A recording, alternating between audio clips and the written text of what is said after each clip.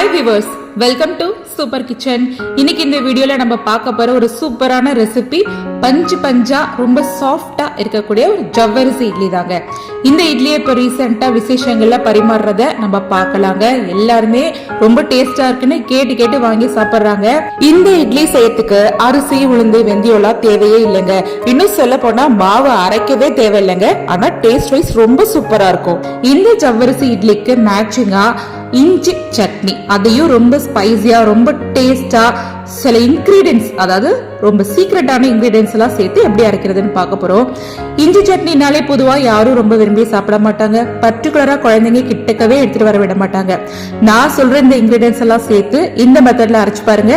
சாப்பிடாத குழந்தைங்க கூட கேட்டு வாங்கி சாப்பிடுவாங்க. வாங்க இந்த ரெண்டு ரெசிபி எப்படி செய்யலாம்னு வீடியோக்குள்ள போய் பார்க்கலாம். ஃபர்ஸ்ட் ஜவ்வரிசி இட்லி எப்படி செய்யறதுன்னு பாத்துருவோம். இதை செய்யறதுக்கு ஒரு பாத்திரத்துல 1 கப் அளவுக்கு பெரிய சைஸ் ஜவ்வரிசியை சேர்த்துக்கோங்க. இப்போ இதுல தண்ணி சேர்த்துட்டு இது ஒரு 2 முறை இந்த ஜவ்வரிசியை ரொம்ப அழுத்தம் கொடுத்து பிசையாம லைட்டா ஜென்ட்லா கழுவிட்டு இந்த தண்ணி எல்லாத்தையுமே வடிச்சிட்டு இந்த ஜவ்வரிசியை மட்டும் இந்த பாத்திரத்துல இருக்கிற மாதிரி பாத்துக்கோங்க. இப்போ இந்த ஜவ்வரிசி மூழ்கிற அளவுக்கு கொஞ்சம் அதிகமா தண்ணி சேர்த்துட்டு ஒரு கரண்டியை வச்சு அடி வரைக்கும் இந்த ஜவ்வரிசியை நல்லது மாதிரி கலந்து விடுங்க. அப்பதான் ஜவ்வரிசி கட்டியா இருக்காது. கலந்து முடிச்சதுக்கு அப்புறமா ஒரு தட்டை போட்டு மூடி 5 மணி நேரம் டிஸ்டர்பே இல்லாம அது அப்படியே ஊறிக்கிட்டே இருக்கட்டும்.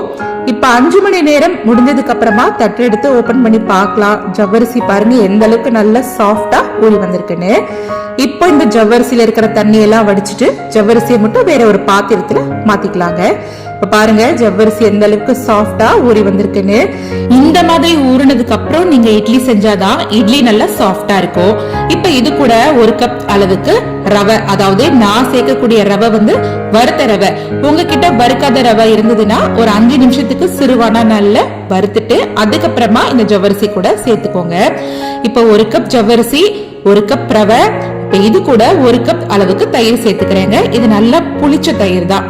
மீடியமான புளிப்புல இருக்கிற தயிரை சேர்க்காதீங்க. நல்ல புளிப்பா உள்ள தயிரை சேர்த்துக்கோங்க. இது கூட 3/4 கப் அளவுக்கு தண்ணீர் சேர்த்துட்டு இந்த மாவுக்கு தேவையான அளவுக்கு மட்டும் உப்பு சேர்த்துட்டு நல்லது போல கலந்து விட்டுக்கோங்க. கலந்து முடிச்சதுக்கு அப்புறமா இந்த மாவோட கன்சிஸ்டன்சி கிட்டத்தட்ட ஜவ்வரிசி பாயாசம் போல நல்லா தண்ணியா, அதாவது லூஸான கன்சிஸ்டன்சில இது போலதாங்க இருக்கும். இப்ப ஒரு தட்டை போட்டு மூடி வச்சுட்டு 1/4 மணி நேரத்துக்கு இந்த மாவை அப்படியே நம்ம ஊற வைக்க போறோங்க. இப்ப பாருங்க 15 நிமிஷம் முடிஞ்சதுக்கு அப்புறமா தட்டை எடுத்துட்டு ஓபன் பண்ணி பாத்திரலாம். முன்ன வந்து மாவு பார்க்கும் போதே நல்லா தண்ணியா இருந்ததா, இப்ப பாருங்க ஊறினதுக்கு அப்புறமா இதுல சேர்த்திருக்க ரவை எல்லாம் நல்லா ஊறி மாவு நல்ல ஒரு டைட்டான கன்சிஸ்டன்சிக்கு வந்துருச்சு. இப்ப இந்த மாவுக்கு ஒரு தாளிப்பு கொடுக்க போறோம். அடுப்புல ஒரு சின்ன தடுக்கா பேன்ல எண்ணெய் வச்சுட்டு எண்ணெய் காஞ்சதுக்கு அப்புறமா கடுகு, உளுத்தம் பருப்பு, கடலை பருப்பு இதை நல்லா சிவக்க பொரிய விட்டுக்கோங்க. இப்ப இது மூணும் நல்லா சிவந்து பொரிஞ்சு வந்ததுக்கு அப்புறமா 1 டேபிள் ஸ்பூன் அளவுக்கு துருவிய இஞ்சி, காரத்துக்கு 2 மீடியம் சைஸ் அளவுக்கு பச்சை மிளகாய பொடியா நறுக்கிட்டு சேர்த்துக்கலாம். இப்போ இதெல்லாம் நல்லா ஃப்ரை ஆனதுக்கு அப்புறமா இந்த தாளிப்பை நம்ம ரெடி பண்ணி வச்சிருந்த மாவு கூட சேர்த்து விட்டுக்கோங்க. இப்போ இது கூட நல்லா ஃபைனா கட் பண்ண கருவேப்பிலை இலைகள், அதோட நல்லா ஃப்ரெஷ்ஷா ஒரு பெரிய சைஸ் அளவுள்ள கேரட்டை தோலை சீவிட்டு கழுவிட்டு நல்லா துருவிட்டு இதுல சேர்த்துக்கோங்க. நம்ம கேரட் துருவலை மட்டும் வதக்காம பச்சையாதாங்க சேர்த்திருக்கோம்.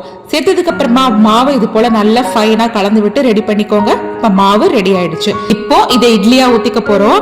அதுக்காக இட்லி பிளேட்ல நான் பாத்தீங்கன்னா வாழை இலையை இது போல சின்ன சின்ன ரவுண்டு பீசஸா கட் பண்ணிட்டு கழுவிட்டு அதுல எண்ணெய் அப்ளை பண்ணிட்டு அதுக்கும் மேல நம்ம ரெடி பண்ணி வச்சிருக்க இட்லி மாவை இட்லி போல ஊத்தி வச்சிருக்கேங்க. வாழை இலையோட இந்த இட்லி மாவு சேர்ந்து வேகும் போது இதோட வாசமே தனிதாங்க. வாழை இலை இல்லைன்னா பரவாயில்ல, நீங்க நார்மலா இட்லி பிளேட்ல ஆயில் அப்ளை பண்ணிட்டு இது போல இட்லியா ஊத்திட்டு 15 நிமிஷத்துல இருந்து 20 நிமிஷத்துக்கு ஆவியில வச்சு வேக வச்சு கீழே இறக்கிடுங்க. வெந்ததுக்கு அப்புறம் நல்ல சுவையான மணமான ஜவ்வரிசி இட்லி பஞ்சு போல நல்ல சாஃப்டா ரெடியாகி வந்துருங்க. இப்ப பாருங்க, வாழை இலையில ஊத்தின ஜவ்வரிசி இட்லி எடுக்கிறதுக்கு ரொம்ப ஈஸியாவே வந்துடும். பாக்குறதுக்கும் ரொம்ப சூப்பரா இருக்கும், சாப்பிடறதுக்கும் ரொம்ப டேஸ்டா இருக்கும். அடுத்ததா நம்ம பிளைனா இட்லி பிளேட்லயே ஆயில் அப்ளை பண்ணி ஊத்திருந்தோம்ல, அந்த இட்லியுமே எடுக்கிறதுக்கு ரொம்ப ஈஸியாவே இருக்குங்க. இப்போ ஜவ்வரிசி இட்லி ரெடி. இந்த ஜவ்வரிசி இட்லிக்கு மேட்சிங்கா ஒரு சூப்பரான டேஸ்ட்ல இஞ்சி சட்னி எப்படி செய்யலாம்னு பார்க்கலாம். ஸ்டவ்ல ஒரு பேன் வச்சுக்கோங்க. பேன்ல தேவையான அளவு எண்ணெய் சேர்த்துட்டு 1 டேபிள் ஸ்பூன் அளவுக்கு வெள்ளை குண்டு உளுந்து சேர்த்து நல்லா இது போல சிவக்க வறுத்துக்கோங்க. கலருக்காக பெரிய சைஸ் காஷ்மீரி மிளகாய் 2, காரத்துக்காக 3 காஞ்ச மிளகாய் சேர்த்ததுக்கு அப்புறமா 1/2 கப் அளவுக்கு இஞ்சிய தோலை சீவிட்டு கழுவிட்டு சின்ன சின்ன பீசஸா கட் பண்ணிட்டு சேர்த்துட்டு 2 நிமிஷத்துக்கு இந்த இஞ்சியோட பச்சை வாசனை போற அளவுக்கு வதக்கிக்கோங்க.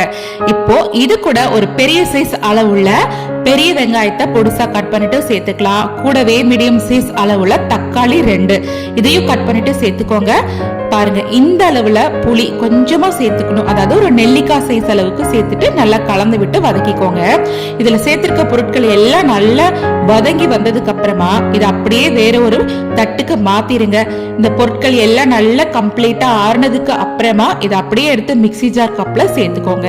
சேர்த்ததுக்கு அப்புறமா ஒரு 3 டேபிள் ஸ்பூன் அளவுக்கு நல்லா ஃப்ரெஷ்ஷா துருவிய தேங்காய், 1/4 டீஸ்பூனுக்கு குறைவா பெருங்காய பொடி, 1/4 டீஸ்பூன் அளவுக்கு குறைவாவே சீரகம், இந்த அளவுக்கு வெல்லம் சேர்த்துக்கோங்க. வெல்லம் சேர்க்கறது இந்த இஞ்சியோட காட்டம் இருக்காது, இதுல உள்ள காரத்தை எல்லாம் பேலன்ஸ் பண்ணிடும். இப்போ இந்த சட்னிக்கு தேவையான அளவுக்கு உப்பு தண்ணி சேர்த்து இது போல அரைச்சிட்டு வேற ஒரு பாத்திரத்துல மாத்திக்கோங்க. இப்போ இந்த சட்னிக்கு கொஞ்சமா கடுகை தாளிச்சுட்டு சேர்த்துக்கோங்க. சேர்த்துட்டு நல்லா ஒரு தடவை கலந்து விட்டுக்கோங்க. இப்போ ஃபைனலா ஒரு 5 டேபிள் ஸ்பூன் அளவுக்கு நல்லெண்ணெய அடுப்புல சூடு பண்ணிட்டு அந்த எண்ணெயை இது கூட சேர்த்துக்கோங்க. நம்ம இது போல சூடு பண்ணி இந்த எண்ணெயை சேர்க்கறதுனால சட்னி ரொம்பவே டேஸ்டா இருக்குங்க. நீங்க இந்த மாதிரி இஞ்சி சட்னி செஞ்சு கொடுத்து பாருங்க. இஞ்சி சட்னி பிடிக்காது அப்படின்னு சொல்றவங்க கூட கேட்டு கேட்டு வாங்கி சாப்பிடுவாங்க.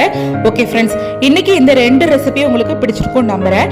இந்த ரெசிபி பிடிச்சிருந்ததுன்னா சூப்பர் கிச்சன் சேனலை சப்ஸ்கிரைப் பண்ணிக்கோங்க. பக்கத்துல இருக்கிற பெல் பட்டனையும் கிளிக் பண்ணிக்கோங்க.